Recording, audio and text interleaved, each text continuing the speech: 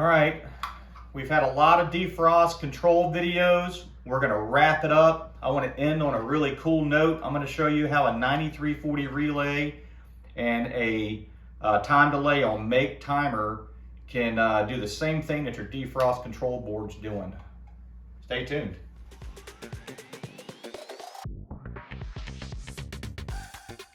We're gonna talk about the ICM control timer and the 90-340 relay. Utilizing power on this board to get this light to come on.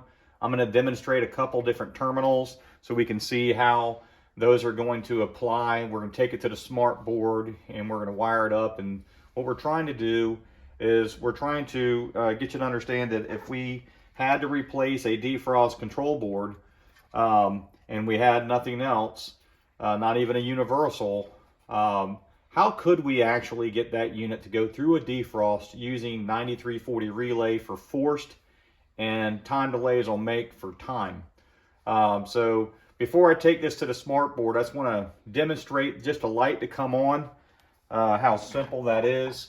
This relay isn't to get you to utilize it for your everything. It is a very cool relay. As you can see, I have other relays up here. But because this relay offers so many features, it is taking a few other steps away and utilizing less parts. First thing I'm going to do, because we're only breaking one leg, I'm going to go ahead and take the L2 and I'm going to come up to T2. And if you've seen my other videos, you'll know that if we were to go, matter of fact, I'm going to redo that. I'm just going to go ahead and use yellow. If you see my other videos, you'll know that I always try to demonstrate the light coming on without a relay first, and then I'll put a relay on it. I'm just going to touch T2 here. You'll see the light come on. There's a contactor inside my box here. That's why it's making that clicking sound. It's just a 120 volt light, but there is a live 220 volts here between L1 and L2. And so we utilize this board because we want to make sure that anybody that's training on this has the ability to get close enough, like danger close, to live voltage. And so if I put my leads here, I'm reading 242 volts. I'm going to go ahead and get my meter a little bit closer so we can understand what the number displays on the meter. And we have 242 volts. Now I'm going to take my leads and I'm going to put them up here to R and C so we can see what that voltage looks like here. And you'll see that I have 28 volts on my meter here. So we're dealing with the same power that would be available in the field. I'm not working on a condenser. And so the moment I unplug either one of these, doesn't matter which one, I lose 240, my 120 volt magical light will go off. So we're gonna go ahead and wire up the top portion of the 9340. And I'm not trying to have a relay class here because we're going to be putting out a lot of videos on those relays. And so we don't want to skip around too much. As you can see, I'm breaking one leg of power. I don't know what you know about 9340s or normally open or normally closed, but this is a normally open side of the relay, so we're breaking power here. If I were to wire this up to the normally closed side, the light will come on. So there's always power on terminal 2 when there's no coil voltage here. But there's no power on 3. There's power on 1, there's power on 2, but there's no power on 3. I'm going to move this down to my second pole, and same thing, I have power here, I have power here, but I don't have any power on terminal 6. Okay, so I'm going to go ahead and just leave it there for a second. Now I'm going to go ahead and put 24 volts on the relay. We'll run this one up to red. We'll take the green and we're going to run it to the other side of the coil on the relay, and we're going to run it up to common. And now you're going to hear this 9340 energize, and the light will come on the moment we give it 24 volts. There we go. Now if I were to come back to terminal 5, there's no power. Terminal 4, of course. 5, nothing. 6, yes. Same thing, we'll come up here, I'll put that on terminal 3. I'll come over here. Terminal 1. 1 makes 3 because there is 24 volts present. So if I take off of 3, I come to 2, there's nothing. But watch, when I lose 24 volts, light comes on. So now we're going to try the same thing. I'm going to come back up here to 3, which is the light's going to come back on.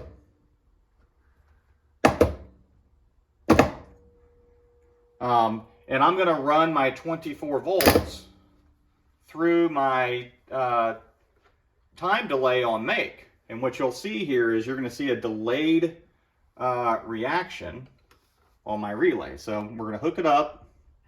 And remember, we're in series now through a ICM time delay. Now this is set, we're going to typically set this for like 10 minutes. So it would take, if we sat here and waited 10 minutes, which I'm not going to waste your time, but if we sat here and waited 10 minutes, this would energize here and power would come up to the relay. And the way we have it wired, 1 will make 3, and we'll have our 1 leg of power, because we already have a leg of power over here, and the light will come on.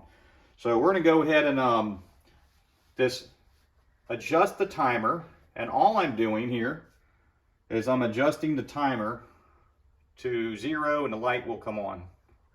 Here we go. And so I have it at 0.03 on the timer here. And so I'm going to get the camera a little bit closer just to show you this. And what I want to do is I want to get that, I'm going to set this back on 10 minutes. You'll see there's a little arrow here. There's a little arrow there. And I'm going to go ahead and just interrupt power. I'm going to put power back. It's going to go through now a time delay. And I'm just going to twist. It's going to be hard to see this because my fingers are kind of moving it. Just going to turn this until our dial goes to the far left. And now we got rid of our timer, so it's going to happen sooner. So my settings are 1, 2, 3, 4, 5, 6, 7, 8, 9, and 10 minutes. So I set it to pretty much no time. And so you have input, and then this goes to the load, which our load is the 9340 relay coil, right? And then we have our contacts, and then the next load is the light bulb. So 2 loads here, load 1, load 2. So yeah, it's pretty simple.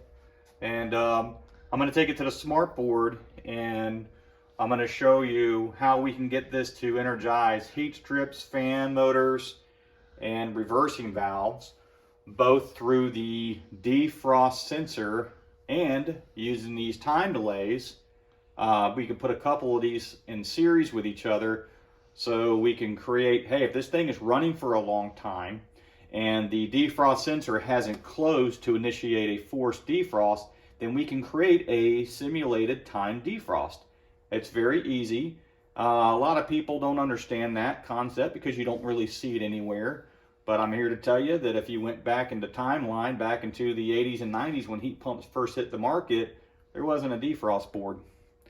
And you know, you had to understand your relays and thermostats that were rated for wet locations, so we can have ambient temperature controls. And you know, everything that your boards pretty much have now, the intention came from how heat pumps need to operate during cold weather.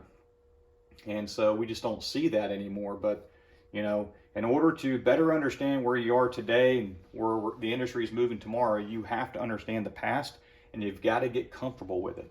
So we're going to take it to the smart board. Stay tuned. All right, using relays for defrost. All of our videos are doing the same thing. We're controlling condenser fan motors. We're controlling the heat strips. During the defrost cycle, we want these to run so we do not have cold blow. Definitely check out those cold blow videos where these aren't running. That'll get you into a lot of trouble on your callbacks. We got a reversing valve here. That has to be controlled during defrost, and we have to have a defrost sensor so we know when defrost needs to happen. Got a couple of images that are shrunk down real quick. I'm gonna enlarge them in a minute. We're gonna get right into the video, but let's just look at this very simply. I have 24 volts, which is still my basis. Now, all my videos I talk about, I need 24 volts for my defrost control board to do its job. So we're going to talk about that 24 volts here for a second. I'm going to come up and enlarge in these images, introducing you to the 9340 relay. We were just over on the board where we wired it up to a light, and that was pretty neat because we went through several different terminals. Those terminals aren't always going to be used when you're doing different air conditioning type calls, but we wanted to make sure that everybody had a brief understanding of terminal 1, 2, and 3, 4, 5, and 6. And so this isn't a class for relays. However, we get into relays a lot, and it's hard to hold just a class on relays and not talk about the other subjects that involve relays. But we will eventually just get to relays and their practical application. So I'm going to go ahead and let's use purple here for a second. So I have one, well, that didn't work out right. I have one, give me a second here. Okay, I see what's going on. I have 1, 2, and 3. This is all on one pole. I'm going to go ahead and use the other color that I started with by accident. Pole 4, 5, and pole 6. So we'll say this is pole 1, this is pole 2. 1 has absolutely nothing to do with what's going on 2, right? Unless I came over here and I said I want to tie 1 and 2 together. Now whatever power is on 1 is on terminal 4, and now pole 2 can do the same thing that pole 1 can do. But if I were to take that away, I can have different things going on here. This bottom section here, I'm just going to change colors up. This bottom section, that didn't work out. Here we go. So we have our 24 volt section. So pick a side. One's going to have to be common. The other one's going to have to be 24 volts. And that's pretty much it. As far as the ICM timer, we have terminal 3 and terminal 1. This says input. So this is going to be my input power. This will be power leaving once the time is met. And if I wanted to put that in series with something up here, I can now control when that relay is getting power. I might get it here, and then for 4 minutes, maybe it has to wait until I have power here to come up here to make things happen. That's pretty much the gist of all this. Pretty easy.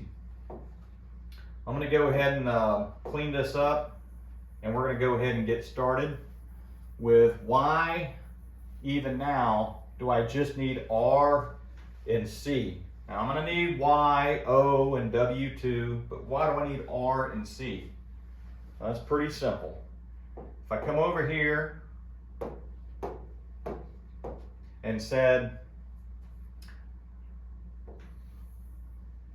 24 volts has to be present on your defrost control sensor, and then out of this sensor, once the switch closes, I can come up here and land on my relay, and then I can run common back over to the transformer. Then now you understand that that easy step says anytime we have a forced defrost, when that relay, when this sensor closes, it will send 24 volts primary over to here, which will energize my left-hand side of this relay in this image, common back to the transformer. And so at that point, 1 will make 3 and 4 will make 6. If I were to take away 24 volts here, I'm just going to go ahead and erase my common while I'm at it. Okay.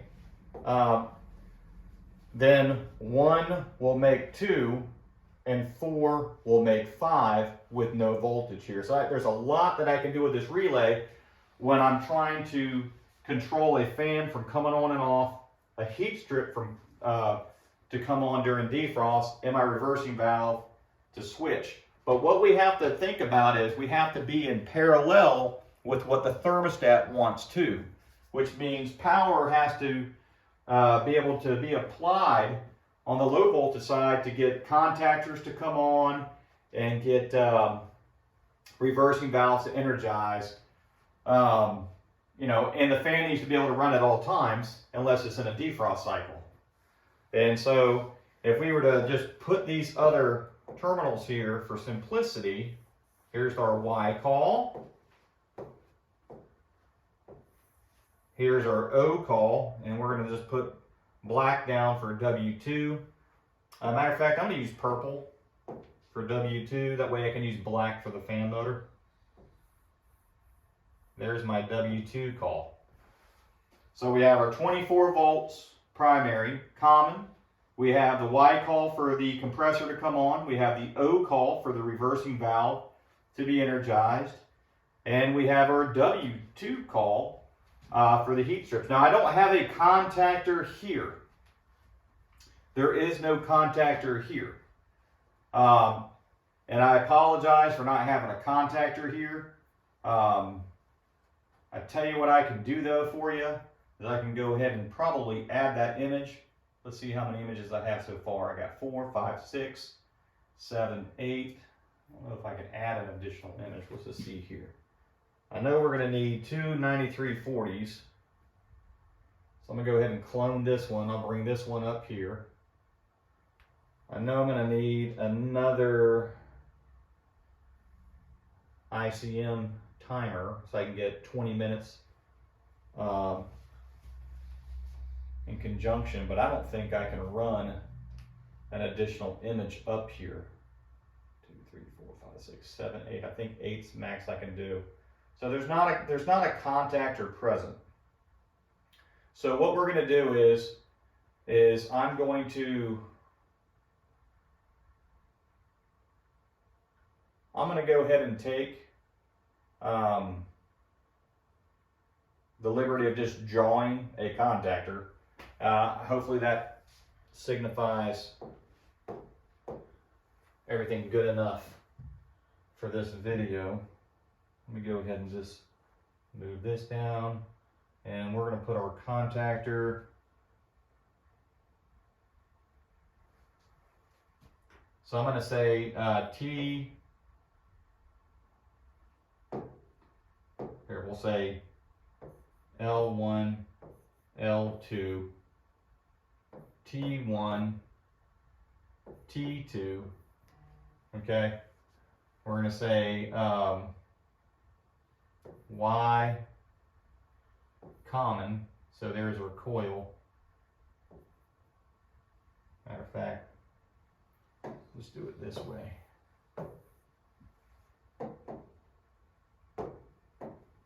We'll say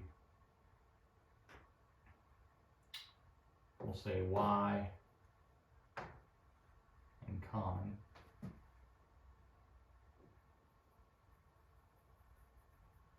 And there's our coil, and then we'll say our points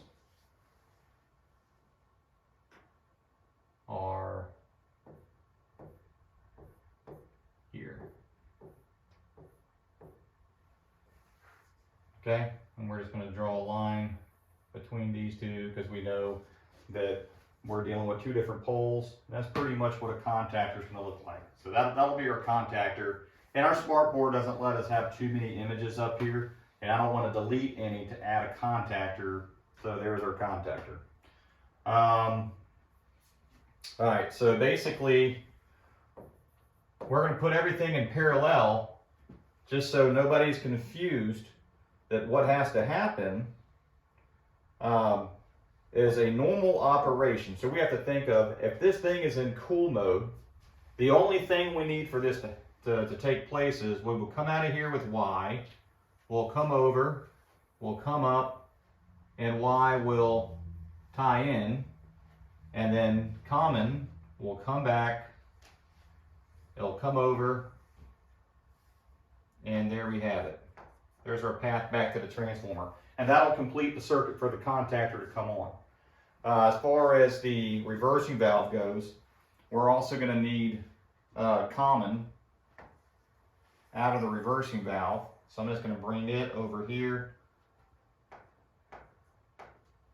And there's common there. And then we're going to take our O and we're going to run it up. It's going to come around the relay. And there's my input. So I have O as an input, common is an output back to common.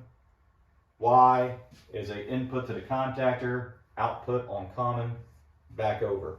And this, now your thermostat can actually switch the system from cool to heat while the contactor is energized by toggling the reversing valve with power on O. And all we have to do is just run this through our relays, so our defrost sensor and our runtime for Y call can, allow that to happen. So we're going to go ahead and clean this up a little bit.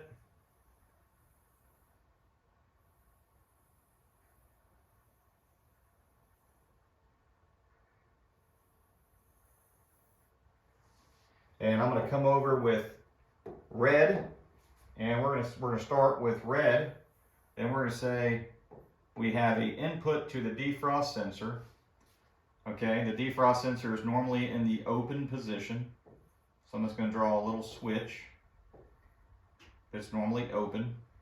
And then it's going to come over and it's going to land on the relay. And providing we have 24 volts, and I'm going to go ahead and jump 24 volts over to the next relay because it's going to have to be there too. And then I'm going to come out and back over to common. Those commons are complete. That's pretty simple. We have the reversing valve here, which is also going to need a common. So we're going to come over with our reversing valve. And I'm going to come down and I'm going to tie into the same side of the relay where that had common. So now all my commons are tied in. Okay, you can see output, input, output, input, back to here, right? And then common back to here. So all the commons are in parallel up to this point. We're going to say that during a defrost, what we need to do is we need to control the fan motor to turn off. So pretty simple. All we have to do is from here, we need to come over and tie in on this side over 9340, and this should be all you really need. We could take our fan motor now and say that the contactor can break the fan motor. We'll just pick the T1 side, and we're just going to run it up to terminal number 2. And we'll say one makes two or two makes one, doesn't matter. 6 1/2 does another. And we can come over here and energize the fan motor that way. Now what this does is if there's no 24 volts here because my defrost sensor is in the open position, I don't have power here. So 1 and 2 are always made. They're always in the normally closed position. So if this contactor toggles L1 to T1 and makes it, then T1 will energize 2, which will energize 1, and 1 will energize the fan motor. So I can shut my fan motor off by dropping out 1 pole here, or during defrost, 2 will open up and 1 will make 3, and that will also drop off the fan motor. So this is one way to do that. Now I could have come over here and done T1 to terminal 1, and then from terminal 2 to the fan motor. I know I did that backwards, but there is really no backwards in this scenario. It's just as long as I can break contact here during forced defrost, which is what I've done so far. So the fan motor is now been taken care of. I'm going to put all my high voltage on one relay. I'm going to deal with low voltage on this relay. I don't want to mix the two, because if anybody's sitting there with their leads and they sit there and they touch and they cross, they're going to cause a lot of damage to the equipment, and more importantly, they're going to hurt their face. They could hurt their eyes. And so I always like to put 2 relays here, high voltage on one, low voltage on the other. Now, we don't need defrost to happen unless the system is running or calling for heat, right? So if I want to call for heat, I'm going to come over and I'm going to run up to my contactor, right? We got to get the compressor to come on. I'm going to come out of here with my common, tie it back over here to my low voltage wires that are here. So now I'm running in heat.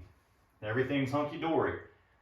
The moment that the system forces into a defrost, I need to be able to take 24 volts while I'm getting the call for heat and energize a reversing valve.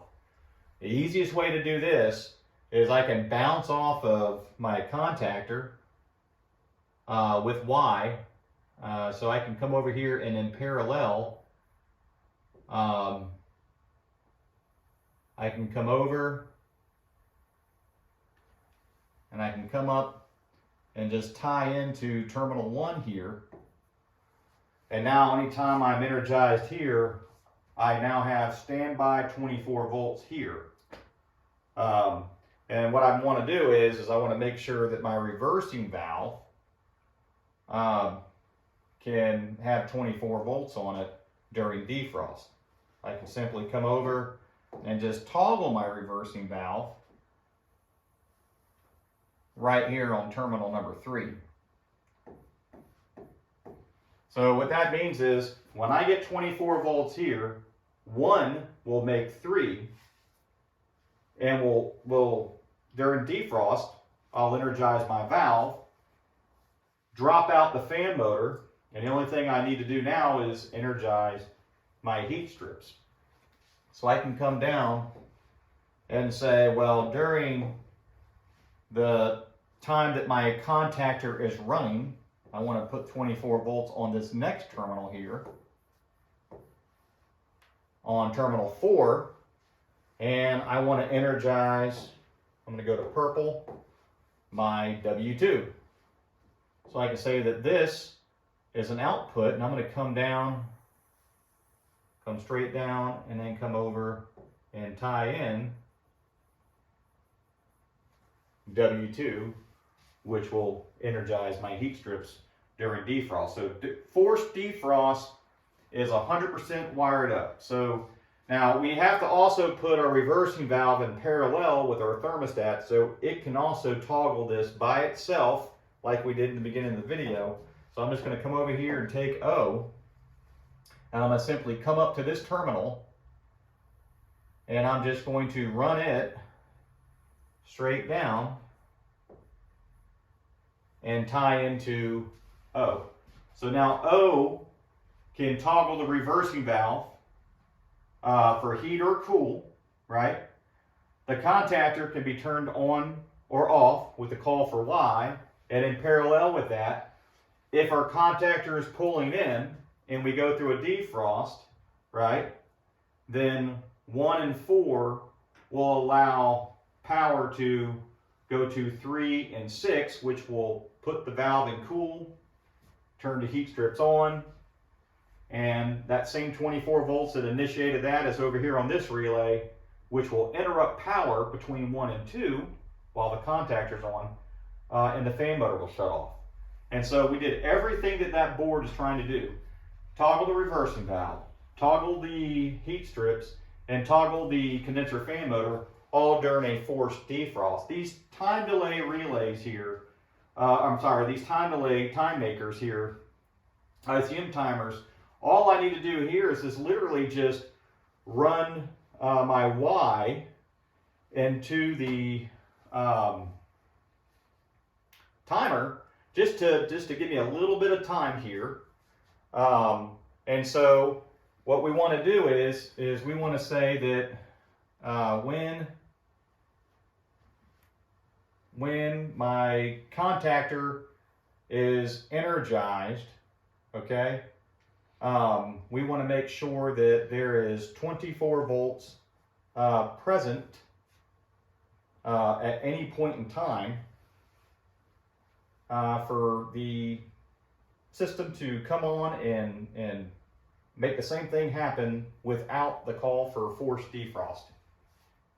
So to enforce these timers, we're going to have to drop out one image. I'm going to have to add another relay in there. This way I can control the timer to have the ability to calculate the Y call, but only when we're not getting a O call. Okay? And so what we're going to do is I'm going to go ahead and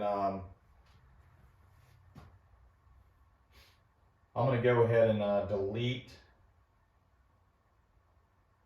I really don't want to delete these heat strips because I don't want to take that out of our focus on, hey, that has to be there so we can get things to come on.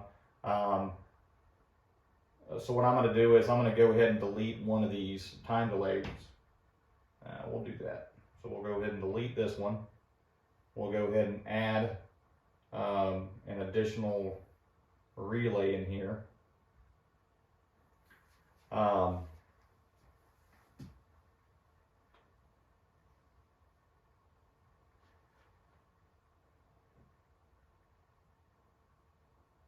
Okay. Let me go ahead and fix some of these colors. I believe red was coming this way. We had yellow coming back this way.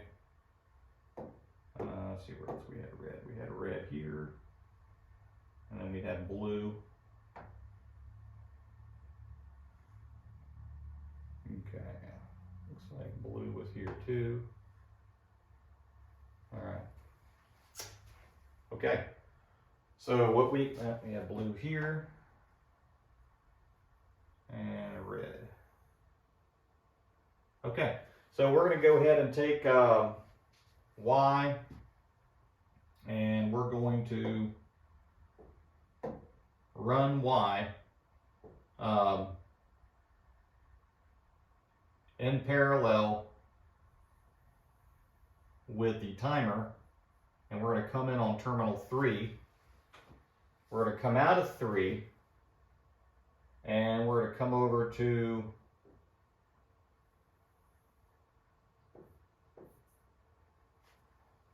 the 9340 relay. We're going to come out of here, and we're going to come back over to common. And so now we have 2 relays here that are being controlled by the Y. Now this one is obviously being controlled by the timer, and this one is being controlled just in the event that there's a Y call only. So we want to make sure that if we're running for 10 minutes, now if we had the other timer, we would come out of here and go into the other timer, and then out of that timer we would go into this relay. But for this example, we can only use one timer. We have 24 volts now on this relay. Once this timer is good to go, in the event that O is not present, we want to make sure that this is initiated. So looking at a little bit further, we're going to take out the last action that I have here.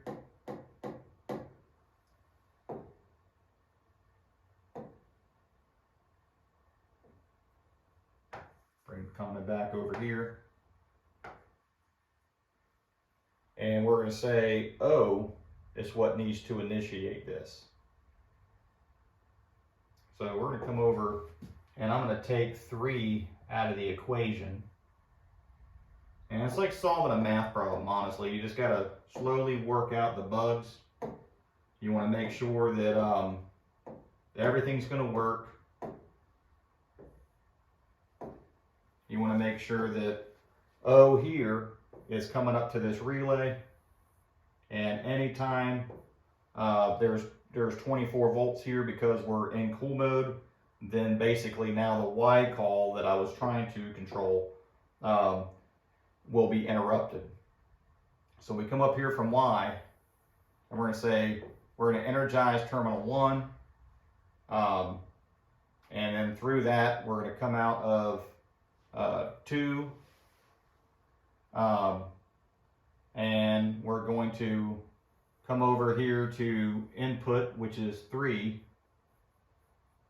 and then out of terminal 1 on the ICM timer, we're going to come back up. I'm going to try to draw this where it's not very confusing. I'm going to come back up and I'm going to land it over here on this relay because it's in parallel with this relay. So no matter what, if I have power here, I have power here, and then we can still initiate the same defrost.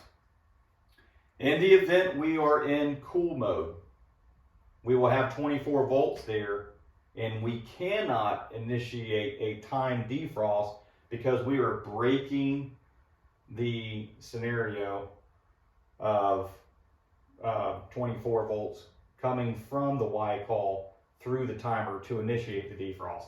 And I know this is a mouthful, and the video is possibly a little confusing the way I have it drawn up here. So what I'm going to do is now that we've taken a good look at this, we're just going to go ahead and do it all over again. I'm going to go ahead and just quickly erase this, and we're just going to go right down wire per wire.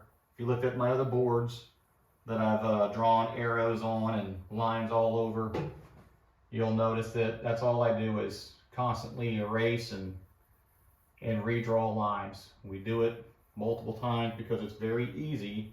The complexity is in our head, and the last thing I want to do is leave you confused. We don't want to do that.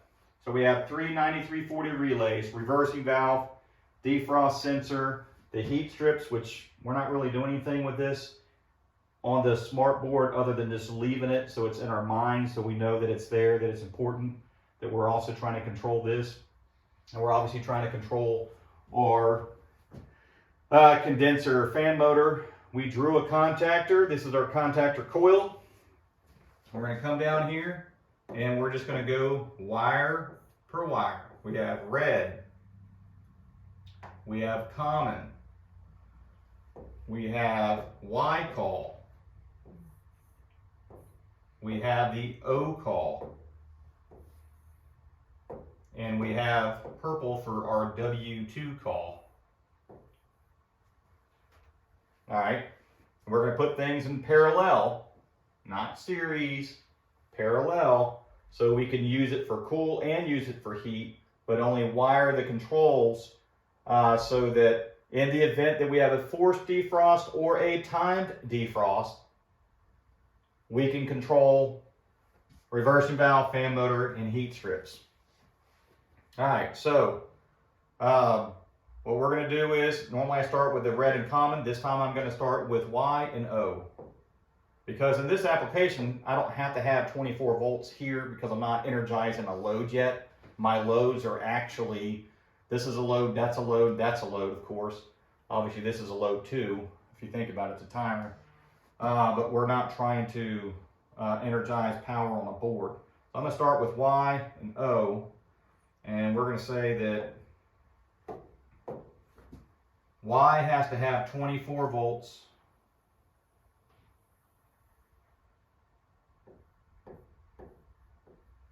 On the contactor coil. In order to engage the contactor, we're going to run 24 volts back to common. And if the contactor is toggled on by the thermostat, the contactor will pull in and out. O will have 24 volts from the thermostat. Okay, we're going to come up. We're going to land O on the reversing valve. I'm going to come down between all these devices here, give it a straight shot right to O. So there you go. O is an input to the valve. We're going to say common, okay, is an output. And I'm going to come over here and I'm just going to land all the commons on all my relays while I'm at it. Okay.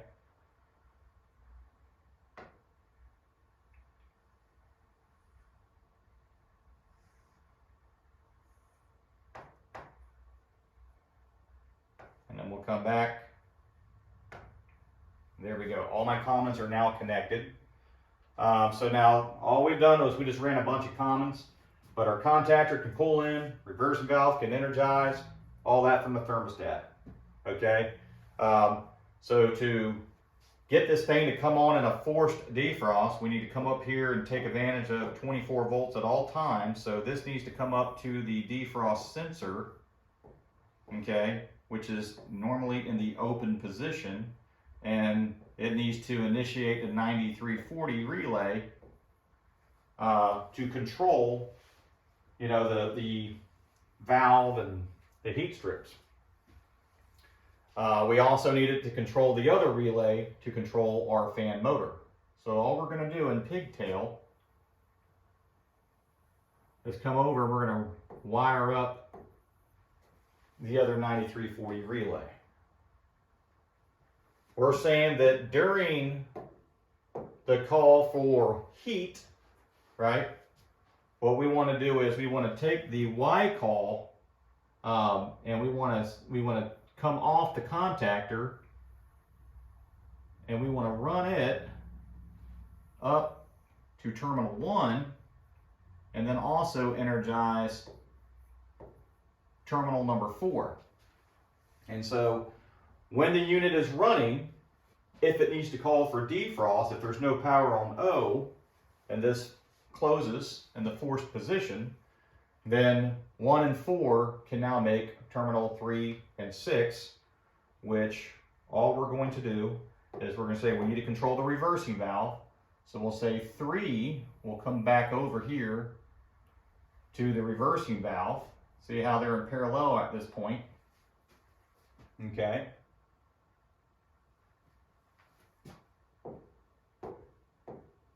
And then 6 will come over and energize W2. And so if I lost Y and this thing is trying to go into a defrost, it'll energize the relays, but there's no 24 volts between 1 and 4 to toggle the valve or toggle the heat strips. This way our heat strips don't run when the outdoor unit's not running and it's not calling for defrost. That's why I chose to use the Y here instead of just putting 24 volts from red up here. All right, because I only need 24 volts to be present here when I'm calling for heat, and I need to go through a defrost at that same time. That's why I wired it this way. Okay, I'm going to take the contactor and power goes into L1. We'll say 110 volts. power out of T1 will come over to terminal 2 on the 9340 relay. And as long as we're not getting 24 volts here for a forced defrost, then out of terminal 1, L1 or T1 I should say, will be present for the fan motor to have this leg of power. And so now this 9340 can interrupt it, or the contactor can interrupt it. These two are in series with each other. And then all we said was, when we want to go through a time defrost, we need to have this second relay over here. And the second relay, basically, just like our boards, it knew if it was calling for cool or calling for heat, and it never calculated time for the contactor unless it did not get an O call. So we said we're going to take this relay and we're going to go ahead and energize it with O. And so yeah, O's doing got a lot going on here, but if we are getting a call for cool, we don't want a time defrost to happen. And so the next thing we were doing is we were taking our Y call, and we were coming out of our Y call, or coming out of here, and we were coming up to terminal 1. And then out of terminal 2, we were coming over to the input, and then out of terminal 1, we just ran it over here to our coil voltage on a relay, which is in parallel with this. So if I have power here, I have power here. And so there it is again, probably drawn a little bit prettier. And so if we have a Y call without a O call, then 1 and 2 are always in the closed position. Therefore, if I don't have an O call, 1 will make 2. 2 will start the timer on the input. Once the time limit is reached, say I have it set for 10 minutes, it will power up terminal 1, which will energize and initiate both of these relays to toggle on the reversing valve, the heat strips, and drop out the fan motor. And so for a time defrost, we made that happen. If the system needs to go to a forced defrost, then that can still happen as well. Pretty easy. You know, we don't want to confuse anybody, but typically you would not do this. But we just want you to be more familiar with defrost control boards, what their intentions are, what they're trying to do. You know, there's a couple of flaws that I see here just looking at it. Maybe we can take this wire here. Instead of coming through the sensor, we can come up to 4, out of 4, come to 5, from 5, we can then come to here. If we did that, let me just bring this down. I'm going to take this, and what I'm doing is I'm saying that from the low voltage wire outside, I'm going to come over here. Try to make that look like a triangle here, a point. I'm going to energize terminal 4. And if I'm not getting 24 volts here, then yes, I can go through a time delay, or terminal 5 will also be energized, and then 5 can come over and now go to my defrost sensor. That's a better, cleaner way of doing it. This way, when I'm in cool mode, nothing's trying to go into a defrost on me. So the way I have it wired now, the only way this thing could go into a forced defrost or a time defrost is if there is no O call. That one O call will cancel everything out. Just like the Y call can cancel everything out. So a lot has to happen. And if you notice, we made magic out of these relays. We took advantage of normally closed terminals here and here. We took advantage of normally open terminals. Pretty much every terminal we could possibly think of. I like to use 2 timers. The second timer, I can't get that image here. I apologize because I have too many images on my smart board. But if I were to look at this, I would say 10 minutes isn't long enough. I would put a second timer in series. So as I come into my input here, you know, providing there's no 24 volts and I get a Y call, that will allow me to get 24 volts here. As soon as I come out of here, I'll go into another timer just like this, but right back into an input. And then out of that input, my output will come up to one of my 9340 terminals up here. And then, you know, theoretically, if you did that, you wouldn't need to put a board back in it. It's doing everything the board is doing. So obviously there's no diagnostic lights. You'd have to be pretty handy with a meter. You'd have to understand this stuff.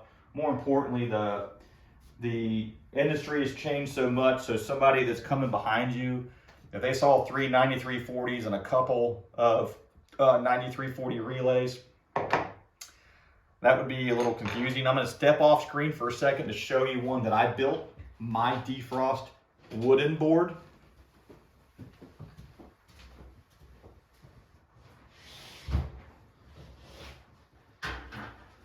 I believe that's unplugged.